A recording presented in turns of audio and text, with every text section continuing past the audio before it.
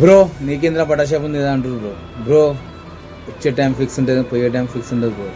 Bro ఆడు కొనకున్నా అన్నీ నచ్చేదాకా చూపెట్టాలి బ్రో. నచ్చిన తర్వాత కూడా ఆడు కొంటాడో తెలియదు బ్రో.